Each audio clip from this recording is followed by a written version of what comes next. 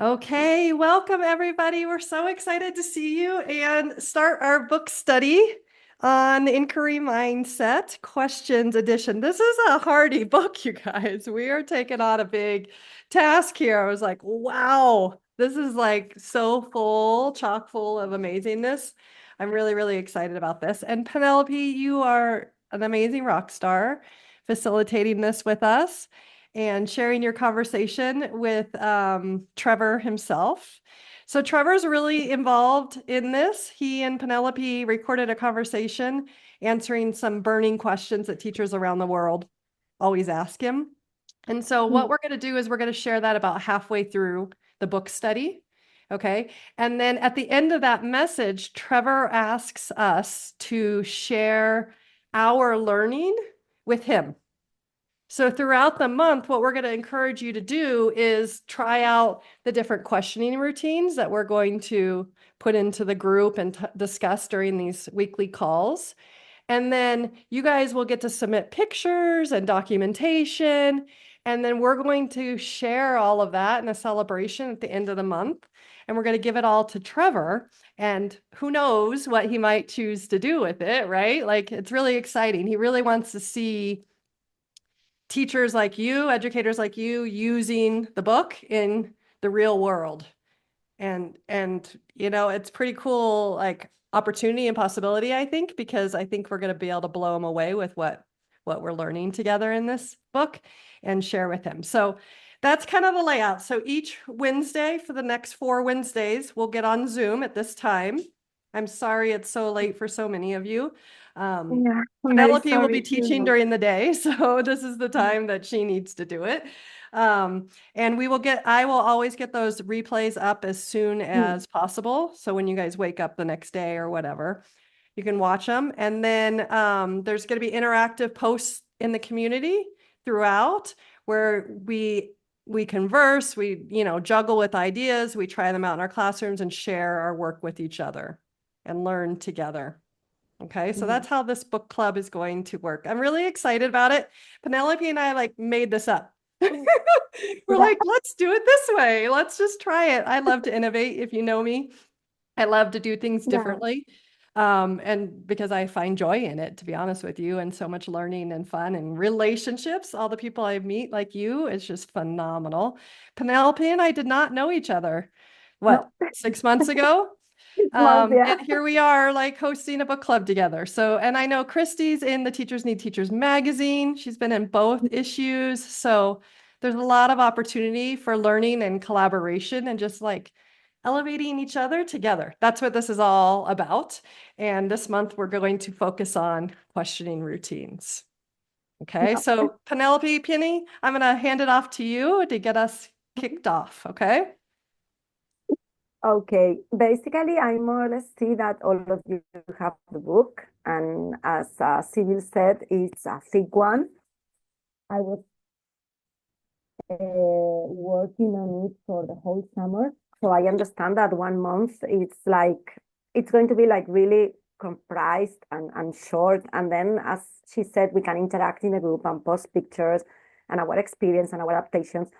So basically, we have segmented the book uh, in sections for each Wednesday, starting today. Today, we are going just to deal with the 4 first chapters, which is quite a lot, but they focus more or less on the basics of the book and the introduction. So I think it's going to be very familiar for most of you, very easy. And then we will tell you what the the next meeting or book club section is going to be about, so you can prepare it. From the book, being the facilitator doesn't mean that I know everything about it. I also have my favorite bits and the bits I haven't really developed yet. So that's what we said. We are here to help each other. So I will start just with 4 things that were the focus of Trevor and I conversation, which were how to shift the focus uh, with our questioning routines uh, from our voice to the student voice, how to give the students a voice, how to make them active learners. using the question routines. Then to bear in mind that all questions are valid and matter, no matter how small, how shallow, whatever you want to call them. Then that how and why we have to leave space for questions in our classrooms and why we have to be consistent about it. And last but not least, that we need as teachers and as human beings as well, a change of mindsets. And this book is a start. This book is focused on many other of Trevor's books on a shift of our mindset, of changing our way of teaching, of being, everything. So I've mixed all the chapters together just to make it a little bit more interactive, and I've just written down my ideas. Okay? So first, my first idea coming from these chapters, which are benefits of question routines, question misconceptions, provocation as a question launchpad, and co-designing question understanding. Those are chapters from 1 to 4. Have shown me and have made me understood better that questions are routine and then they are ongoing. They never stop, especially with children. If you're teaching little ones, they never stop asking. Questions need space. They need to be on display. Children need an evidence of the questions they are making, and also adults. And they need to develop. They need to change. We will go into that further later, but we can have a really easy question, a really, simple question, and with time, it can evolve and develop into a more meaningful one.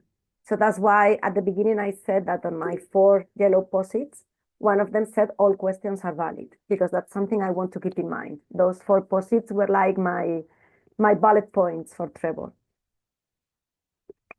How we show that questions matter? We give them the importance they need to have. That's why we have wonder walls, or that's why we have question walls. That's why we have visible question routines. Before we had only the wonder wall in our PYP boards or on our inquiry boards or in our classroom, but now we have a question routine. We have a bigger display that makes the questions more important. Then the question shift focus to a student.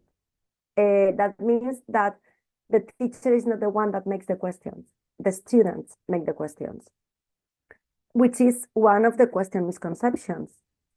We always thought in traditional teaching or in the way we were told to do it when we studied, or also in our life, that we are the ones that have to make the questions. But if we stop and listen to our students, we will find out we get much more information and much more learning. Then, connected to that, questions help co-design learning. I'm a big fan of cooperation and collaboration with students, and that's why this book was like a wow for me. This is connected with the Learning Power Approach by Guy Claxton. I don't know if you're familiar with it. So it's connected. I will share later in the chat a poster of the Learning River, which is my class. My class is covered with posters of Trevor Mackenzie's sketch notes and everything. And one of the posters I have is the Learning River. So that's connected with the Learning Power Approach because inquiry comes with questions and questions come with inquiry. It's like a circle. For example, if the why, how, and what if, that's a visible thinking routine, but it's also a question routine. Everything is linked, everything is connected. That's something you will see or you have seen when you have read this book. That all the things we have been learning are here with a different name, with a different approach, with a different display, with a different technique. But this is like all the answers we needed just put together.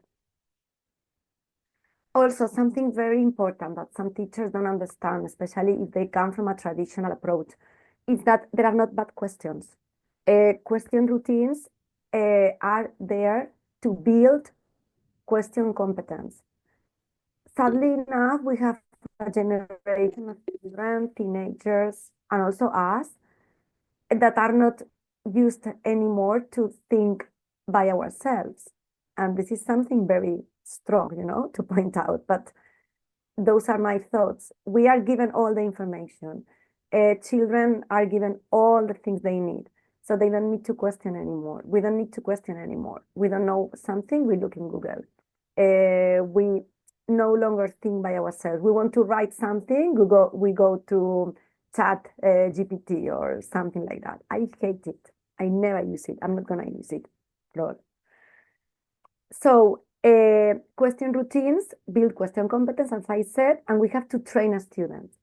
And that training and that consistency is related to another sketch note I will put later in the post, which is the famous swimming pool sketch note by Trevor, which is the different types of inquiry: structured, controlled, guided, and free inquiry.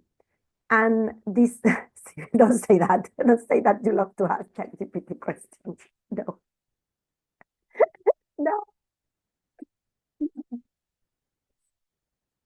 So the thing is that the swimming pool poster is very nice when you want to check what kind of inquiry you're into. But she also has he also has a white version that you can use for questions and for your students. Basically, you can use it for anything. So I will just put the two versions, the one with the inquiry types and the white one, but they are in his webpage. Then these 4 chapters basically give us the idea that creating a question culture or competence makes our students more competent, and they have ownership of their learning and agency, which was another one of my post-it notes. And they are active. But obviously, this doesn't come from night today. This takes a lot of patience, both for us as adults and for them as children. Ah, that's nice. When they work with question pencil. And also, we have to take into account another misconception, that the curriculum we use with our students, the content is not just something that we cover, that the units of inquiry are not just points they have to learn, that curriculum, that knowledge is organic, it changes, it evolves. It depends on your classroom needs, on your group of students' needs. So that's another thing that question routines helps us with, because they can tell us where to take our plan. I know it's a bit, it's part of our job. We have to change our plans from one day to another, depending on children's demands. So that's something that question routines, if used well, will help you with, because you will see that the really easy questions, the really shallow questions that can be seen in the river, will lead to deeper ones, but you need the patience, and you need also to be open to change your planning. We have also to wake our students up, to make them experience, explore, ask questions, and to make them aware of the fact that anything they say, it's important. Write it down, make it visible. So they, little by little, will go back to that skill they once had. That's related to metacognition as well. We are all born with that skill, but we lose it if we don't need it, if we don't practice it. Very important for our question routines and for creating a culture of curiosity, which is the title of these 4 chapters. We have to identify the research skills we need and they need. I always talk about we because I put myself with my students. So we have to identify what kind of research skills we need as a group. Then all the elements we want to use according to grades and to levels. When I said at the beginning that I didn't go very deeply into some chapters of the book, or that I didn't develop or simplify all the chapters of the book, it was referring to this, because depending on my students' age, and this year I'm with 6-year-olds, and identifying the elements and the research skills we needed, I saw that maybe only 3 question routines were okay for my students, and I delved into those more than into the other ones. Because according to the grade and the level, those were the ones that were working with my students. Students also can do more as the skills develop, because skills develop vertically. You start adding difficulty, like in a video game, to go one level up. And therefore, teachers can do more. But if we don't build up that basis and we go little by little being consistent, the question routines won't work.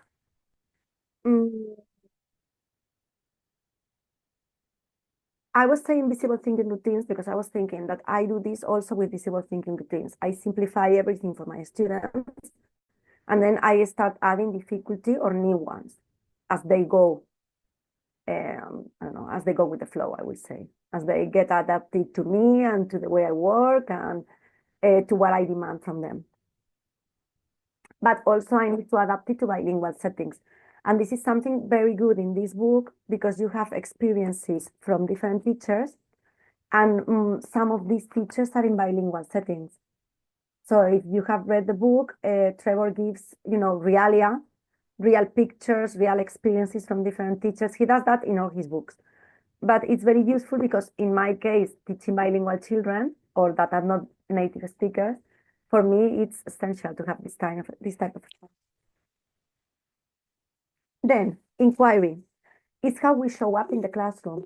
Our example will lead the way in all of this. And we need to use a student-friendly language. We need to translate everything to our students' level and language. That's, for example, I don't know if it was Fatima or Padma or who said, I have the question pencil routine in my class, in my Wonder Wall or in my learning wall. You can have a simplified pencil. You can have a longer one, but you can add pieces to it as your children learn more. Question routines are part of the inquiry, but they are not the only part of it. If you are PYP teachers, we have many elements in the classroom. That's just one tool that will help us to make that questioning, that need of the children visible for them. If it's visible, they can learn. If it's not visible, if it's not organic, if it doesn't change, it won't learn.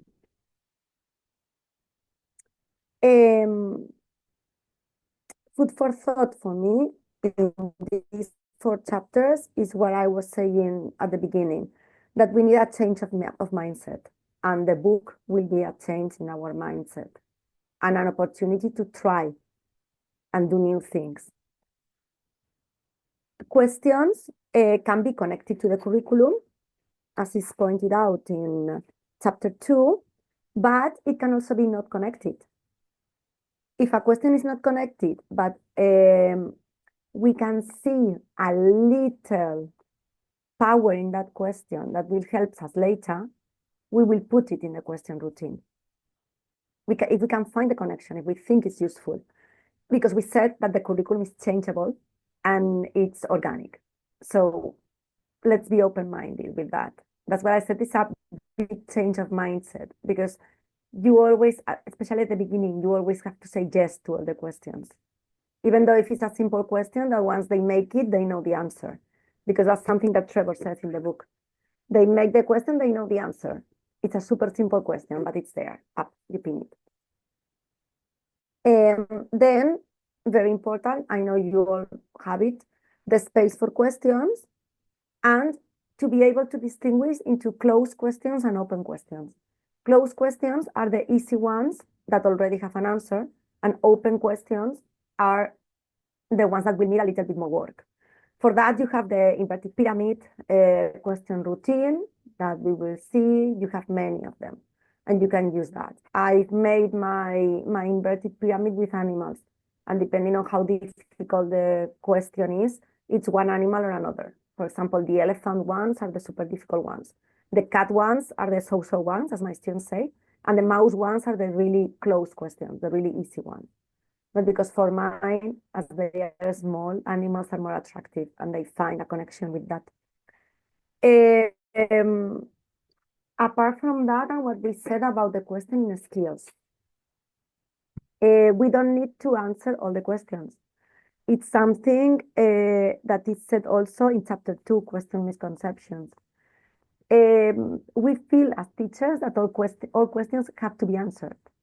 We cannot leave any posit there, and everything has to be, no, let's welcome chaos into our classroom. I mean, you don't work with me, but Lucy does. She knows my classroom is chaos, and I love chaos. It's control, but it's chaos. So it doesn't matter if a posit is there for the whole unit of inquiry, for 5 weeks, for 6 weeks. At the end, eventually, they can either take it home and answer it at home, or it will be just left there. We also have to break that conception that all knowledge must be answered, because that leads to what we were saying at the beginning, that children don't lose the power, the gift they have of thinking by themselves. So questions can be revisited to direct them to another unit of inquiry, for example, or to another aspect you're dealing with, or even if you are really stressed because you have one question to answer, you can send that question home. One child can take it home and try to answer it. That's another option if you're super stressed because you have one question there hanging. If not, you can always keep it, and maybe in another unit of inquiry, you will find a match to that question. Then, a surprising thing for me in this book, and I've put it like super high color here, is that you can do several provocations to proper questions, to get more questions. At the beginning, when we all got our Make the IBPYP Happen course, that basically teaches you a lot of theory, but then you're thrown in class and you don't know what to do. We were told that you needed a big provocation for learning, to provoke curiosity, to make children aware of what they were going to do, and so and so. But here it says that we can do several provocations, as many provocations as you need, and the provocation will make children more curious. And also you can make only one provocation, but revisit it along the unit, and even use that provocation as a summative assessment, as a final celebration of learning. And then that provocation will be truly helpful, but it needs to be well planned. If you see that that provocation is like the key of the unit, you need to plan it really carefully.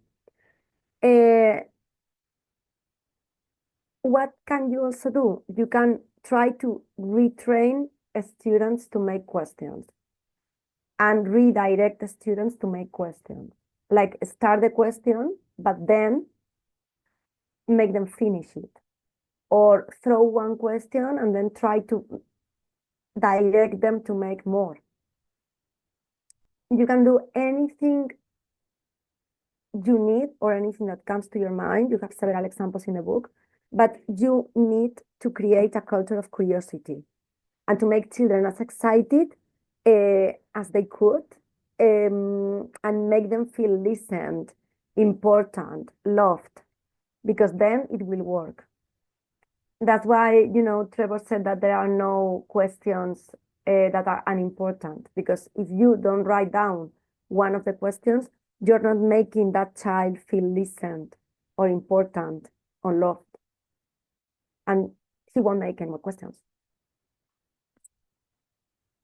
Then, provocations, questions, and visible thinking routines was another thing that I found in these chapters. And I've written down a sentence because I wasn't sure I would write down the page and find it. A sentence I love is, classroom inquiry begins when teachers and learners have something about which to inquiry. Teachers and learners, the teacher has to be part of it. We have to shift the focus. The focus is not on teachers, it's not on students, it's on us as a group, as learners. The focus is on knowledge. The provocation, and that's a big part in these chapters, is anything that sparks curiosity and generates questions. Anything. And anything is like anything. A video, a photo, an object, a PowerPoint, a trip to the staff room and see what the teachers have there. A little investigation in the playground. Anything. Okay. I will try to delve into that later, Saba. How to, yeah, I'm not sure either, but I think it will depend. We will go into that later. The only thing that he says that we have to be like very strict with our provocations is that they need to be authentic. They need to be near the immediate experience. That will depend as well of age group, level of the class, country you are teaching. We are all international here, so it might not be the same for me being an authentic provocation that for Christy or for Fatima or for Priscilla, okay? It needs to have a purpose. We need to plan the provocation with a purpose, something we want to get out from it. It can be either questions, it can be either curiosity for living things, if we are dealing with living and non-living things. It can be a further plan to transform it into a summative assessment. We can go into that later. It has to be anchored to a driving question or a provocative statement. You need to link your provocation to a question, and usually I do that with visible thinking routines, because the most of visible thinking routines have questions on them. So that's why all my provocations are linked to a visible thinking routine. It has to be connected to the big ideas. The big idea for me is the central idea of the unit. I call it big idea because it's better for my students. The learning or the outcomes from the unit, the knowledge you want the children to attain, the bullet points you want them to be able to do at the end. Students can translate the big idea after the provocation and guess what the unit will be about. That means that if you focus your provocation connected to the central idea, but the central idea it's very difficult for them, they need to translate it to children's language or to non-native speakers' language, because we have them in the planners, and then you have to focus on your students. As we said, we change the mindset, we change the focus. So we have to focus on them and on their knowledge. And we have to put ourselves in their level. And the provocation, if you're keeping the same provocation because you have the same units, you can refine it year after year. If you like that provocation, if you feel it didn't work, you can change it for the following year, or you can have more provocations. So this book gives you a flexible point of view about provocations for learning, linking it to question routines and linking it to visible thinking routines as well, which for me was like a wow. Then I made this, which is like a bubble of my thoughts. I will share it later. I will share a photo. And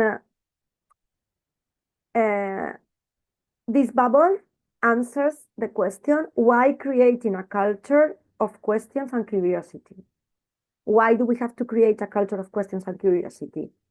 So I took the 4 first chapters, and this came out. Co-design, collaborate, empower, partnership, inclusion, engage, curiosity, give meaning, purpose, responsibility, equity between you and your students and between all students, confidence, ownership, meaningful, lifelong, change of roles and mindset, and community.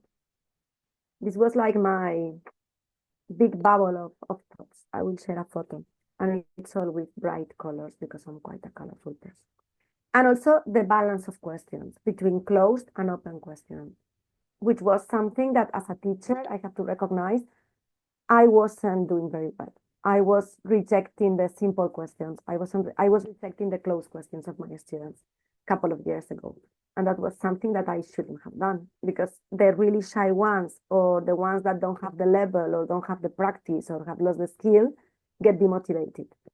So that's a mindset I've changed and I'm quite proud of it. Then important, and this will almost be the end of my summary. The important thing from this introduction and this like theoretical background of the question routines, because it's what it is, these four first sections are the theoretical background, is the question blueprint. Which blueprint do questions leave? How do we deal with closed and open questions?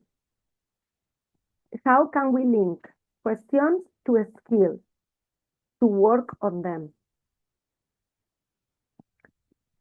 It's not only having a question there about, I don't know, turtles, let's say, or mammals, but it's linking that question and making children aware of the skills they need to answer that question. I always prepare like a visual support. So I always make a list of the questions and then a list of what they think they need to answer that question. And sometimes they say books, sometimes they say friends, sometimes they say Google, because they are, children, technological children. But I make them be aware of which skill they need. And then I try to translate it into a different language. For example, if you need your friends, you're communicating. You need to communicate. You need to be able to communicate your ideas properly. If you need books, you need to be able to use your thinking skills or your investigation skills. And that will give the question a blueprint and a purpose, apart from the knowledge we want the children to get. That will make children realize that questions are useful and that they need that skill, that is not enough with Mr. Google, you know? And also questions can also provoke feelings and reflections, thinking back about previous knowledge and experience, but also thinking forward, anticipating. That's what I said, that, for example, if a question is left unanswered, you can keep it because maybe it's an anticipation. It's for a next unit or for a next learning opportunity or for a next subject, for another teacher that comes in, for the music teacher, for the maths teacher. It is there, so just let it be. Or it's very nice when they are very aware of the question routine and they go back and they think, yeah, but this question is connected to that question. And we made that question in the other unit. And they're like, wow, they got it. Now they can. So that's my summary of the four chapters. It's not all. And when you read it, you will see that you have, some sketch notes from Trevor. You have the provocation, design, reflection. What I said is more developed. And there you can see more details. But basically, I've given you either what I underlined, because all my books are like really well underlined and written and basically destroyed. But that's what books are for. Or what really got me, shocked. Because the other things were like, oh yeah, well, this comes from here, this comes from there, it's okay, been there and that. But the other ones, no. So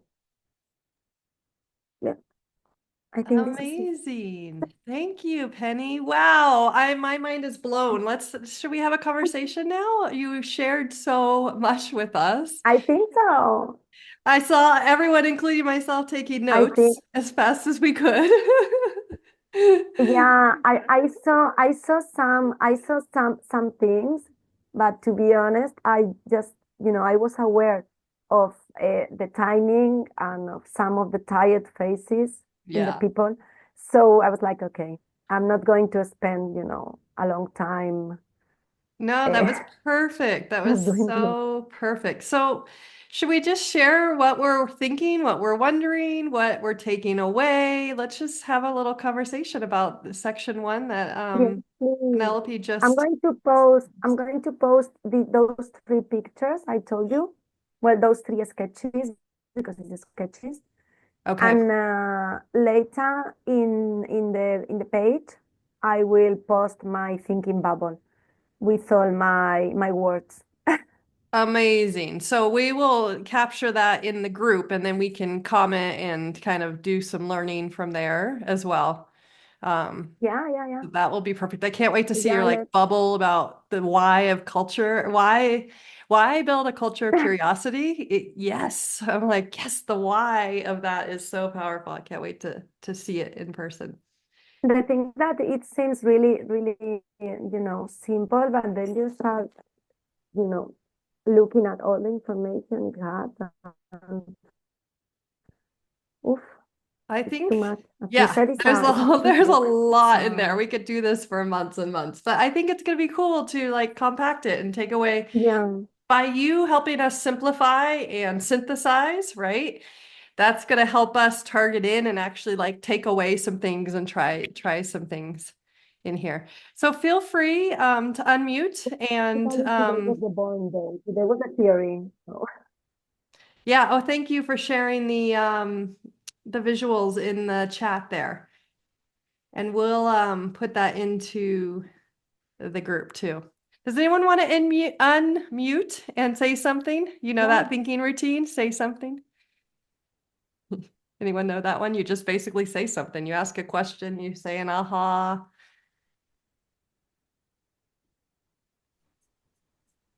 I'd like to say something, Civil. Penny, that was amazing. I just got so many new ideas. But when I was reading these chapters, I always never thought of the provocation carousel that Trevor mentions in the book. And I applied that into the classroom. And since the unit was on water, and so we actually used a class pet. We have a goldfish in class, so we use that as one of the provocation. We used plant as one of the provocation. Then we kept their water bottles on one of the tables, and on the other table we had a picture of a desert, and children were wondering why these people have queued up for water. And we got some amazing questions, but I always feel that I hurry too much when I take 5 to 6 year olds, so I'm always like they take too much time to come up with the questions, though I'm very glad that they are trying to make questions. And some of them were really interested in how those people looked in the desert and why the cactus was so pokey. They completely deviated, but I think that was fine. I think they really were curious to know those questions. So that's one thing I want to take it ahead from the book, that always have more than one provocation, because some children are attracted to one and they're very curious about, some were really interested about Rosie and how she breathes and how she drinks water and how she sleeps, but at least they all understood it's got to do with water. How does the plant grow and stuff like that. So I really like the idea of having more than one provocation in the classroom. So I Me am too. working That was on one the of my favorite ones. Yeah. Yeah, so I'm working on the question continuum, the Yeah. technique. But I think it's Mm. a bit difficult to do with prep two. But as school opens now in January, I am planning to do that. But I've taken the prints of the picture and I'm going to combine it with the question pencil and maybe then have a question continuum in my classroom. I will see if that The works. question, yeah. I want to see those pictures. The question continuum for me, it's perfect. I mean, for my class, I teach 6 year olds. And in my list, in the notes I have for the for the question routines, I've put it as together with a provocation for learning. For me, it's perfect for the provocation because you can just put the questions in order and you can just take them out, put them in. For me, it will be So, great. I haven't tried it yet, but I have it on my okay. list. So Penny, do you explain to the children what are open-ended and what are closed-ended questions, or you just put it? No, No, you don't do that. no. I put it and then I make them not read the questions because some of them don't read yet in my Yeah, class. yeah, Some of them yeah. do. But the ones that don't read, I repeat the question again. And Okay. eventually one of them says, this is too easy. I know the answer. It's this, and this. I'm like, okay, so let's write the answer. And I write the answer. But I don't explain open and close. I have the Okay. inverted pyramid and I Okay. call them mouse questions, mice Yeah. questions, elephant questions, or cat questions, depending on this is very small. It's like a mouse. Let's see if we can answer it. Okay. Mine are first grade in Spain, and they are 6. Some of them are Okay. 5 when they start with me, so they are really little. Thank How you, old are Penny. your kids, Seba? They're also 5 and 6. Okay, Some of them are wonderful using, example. I love the yeah. simplicity yet intricacy of the connectedness of a water bottle and a Yeah. plant. It's great. Oh, it's so powerful. And the knowledge that's being built, we know how much knowledge is important for reading and writing and language, right? And the knowledge you can build with those simple provocations, Right, that's really, right. really So powerful. you said, Saba, that they were interested about the way people were dressed, in the desert. If you can connect that if you're dealing then with culture, or if you have a unit of inquiry on landforms, or on Oh, we that have can we be a have a question that unit you on can put culture. away. Yeah, so we have an That's a ongoing question that I unit cannot on culture. imagine. I think that's another thing that I it just struck me through the book that you can actually reconnect these questions in different units, and it doesn't have to be just one unit. So I never thought of it before. I just didn't. So This is the yeah, good thing this book has, that it makes your head like, whoa, that's really it big, does. big idea. Yeah, yeah.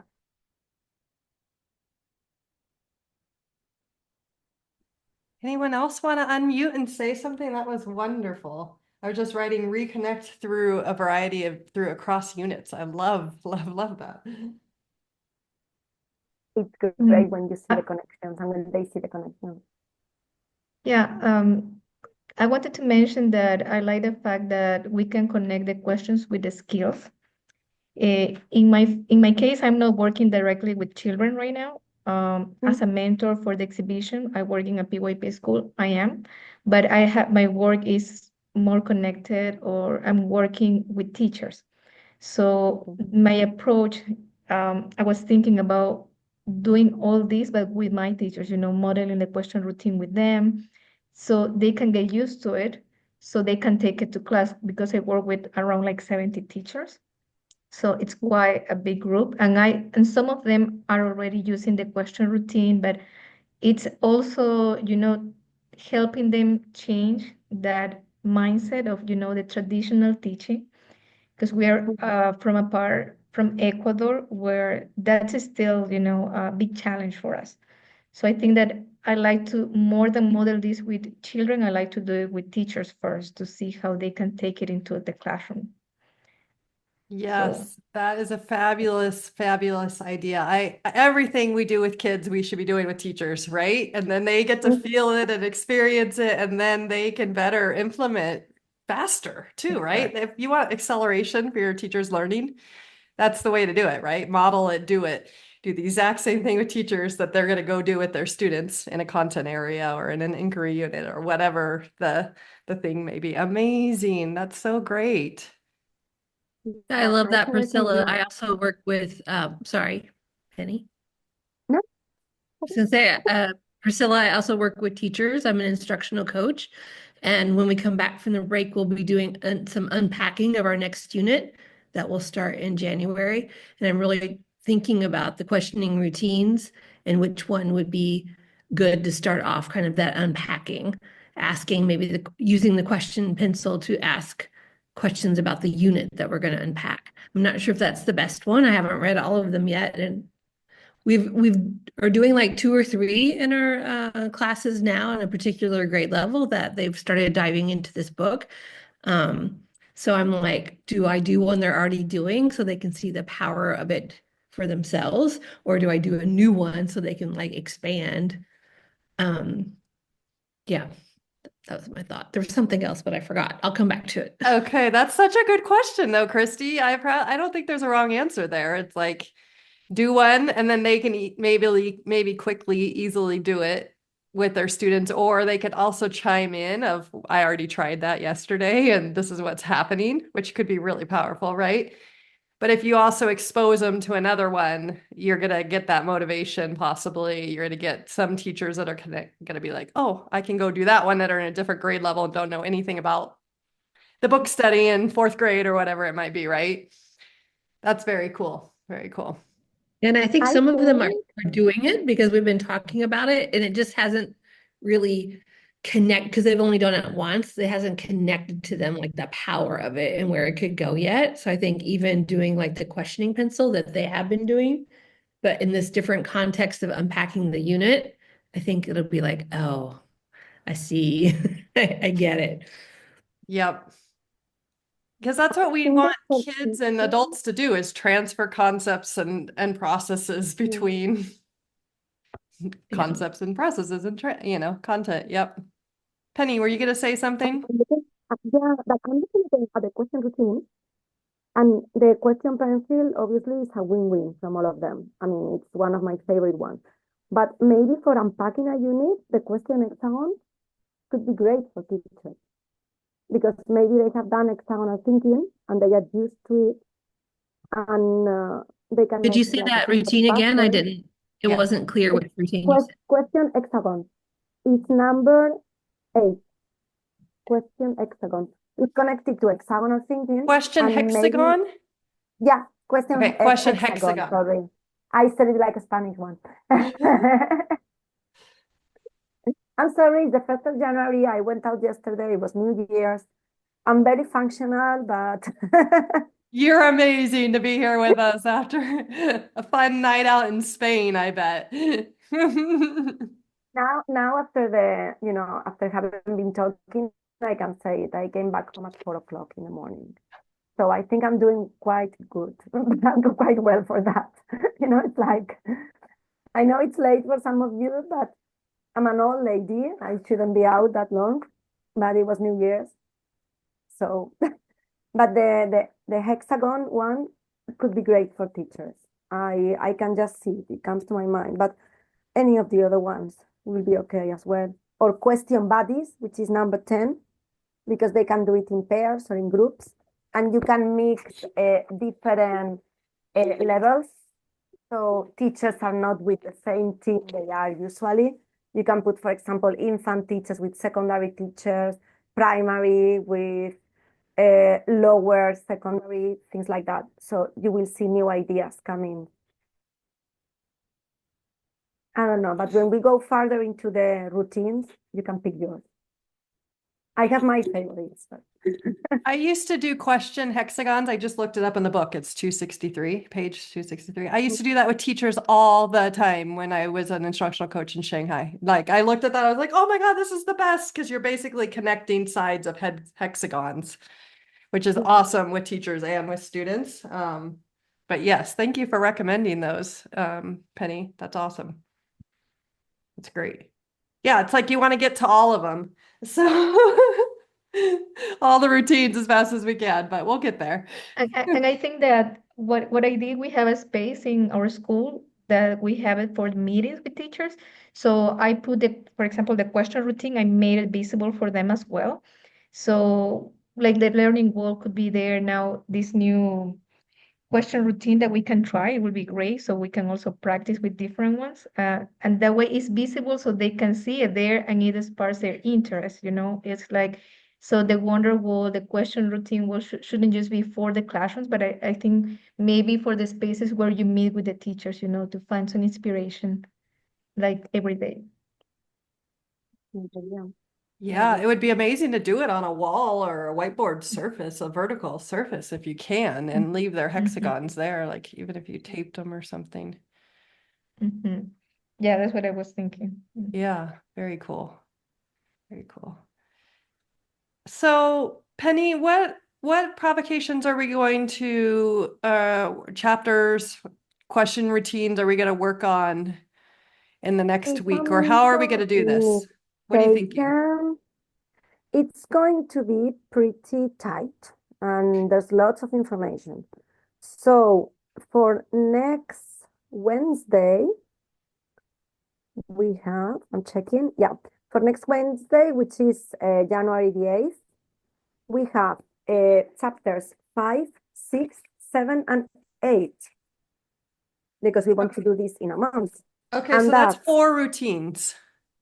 yeah, for routines. The question continuum, the question triangle, the question sort, and the question quadrant. Okay. So that's like your homework, I guess. Okay. So we should read those if we have the book. And then I'll be Yeah, and if not, posting, I'll I'll be give a summary. posting all week long about those routines.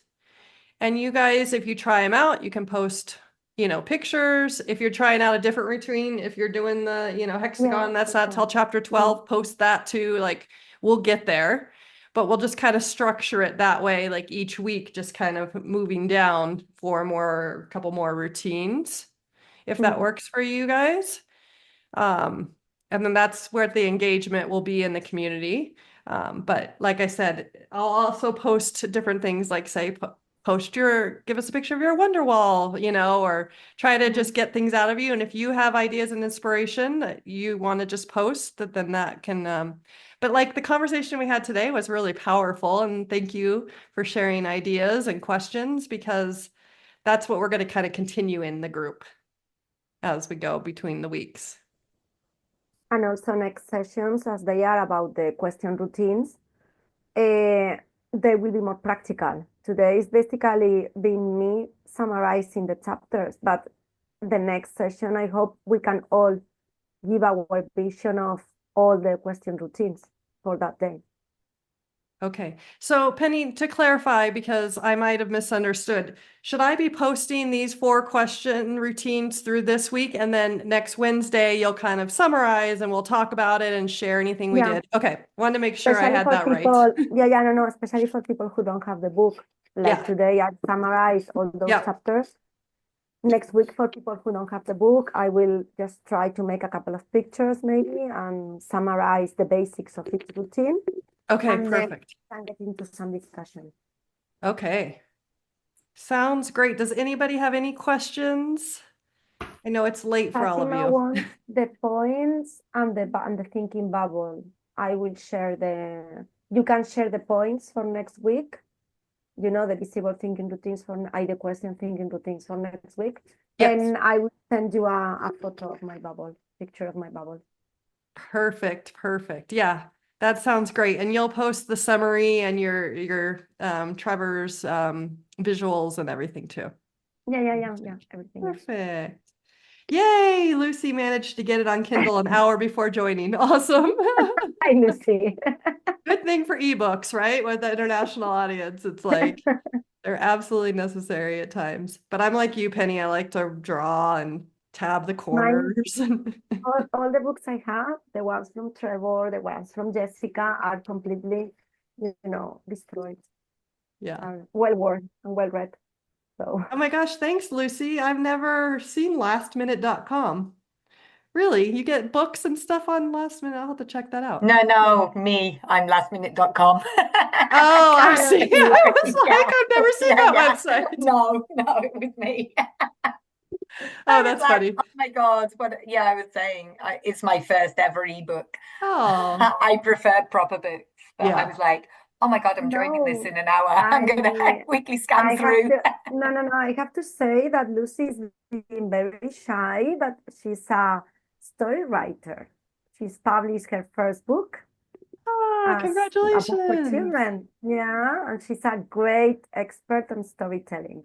So. Oh my gosh, post a link or the title, Lucy. What's your book called? It's called Ogadad and Papa Ogro. It's a bilingual tale. It's in Spanish, I mean. Yeah. Beautiful. I can't show you a copy right now because I can't access you. But yeah. Okay, next time maybe. Amazing bilingual books. We so need those in our world and all of our classrooms. Amazing. Yeah, it That's was a new totally. project. Good for you. That's a Yeah. massive project. Congratulations. Yeah, and I'm also really lucky to have my son in Penny's class this year as well. So I can also vouch that she's an amazing teacher. Oh, that's so Oh wonderful. yeah, He's it one. is. He's one of my guinea pigs that Yeah. have tried the question routine adaptations. They are my guinea Amazing. pigs. They try the things I adapt, and then I see if they work or not. I'm lucky to work with children because you can adapt things, but you never know if they work or not until the little ones try them. So Yep. Yep. That's why as an instructional coach, I was like always trying to get in. Can I do a demo in your classroom? Like get me in front of kids. Like I need to try it out myself. And definitely. Well, if anyone doesn't, no more questions, we're gonna sign off and let you guys go to bed. And so appreciate everyone being here. And I can't wait to see all of the posts in the community. And like I said at the Okay. beginning, Trevor would really love us to share these with him. So put them in there and Can we're we take a gonna, picture before figure we out go? what that looks like. What's that, Priscilla? Can we take a picture with the book maybe before we go? Yes, good idea. Oh, I yeah, why always not? forget to take a group picture. Thank you. Oh my gosh. I'm so happy that Okay. you mentioned that. We don't want to make people feel bad if they don't have a hard copy though, but do you think it's okay? I don't want Don't worry, anyone to feel Lucy. bad. The Kindle. You can hold up your Kindle. Oh, Lucy, are you on? Yay, you got your camera working. Okay, we'll give Christy a second. It looks like she's oh, look at that. Amazing. Okay, wait, I gotta hold my book and do the screenshot. Yeah, you do Okay. it because I'm completely. Okay, I'll tell you. Ready, set, cheese. Questions. Okay, let me just check it. Oh, it looks great. Okay, Perfect.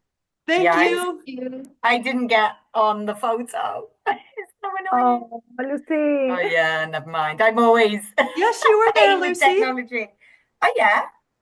Was I on the photo? I think you just popped up, didn't you? Did I? Wait, let me Yeah. look at it. Oh, in that case, I need to, if you can see me, because I can't see myself. Here, let me put the, Yeah. it doesn't say names, so I'm not sure. Is that you that popped up? I just put it in the chat. I thought it was Christy. Penny, can you see me? I'm Look at the looking. It photo was in the chat. Fatima who popped out.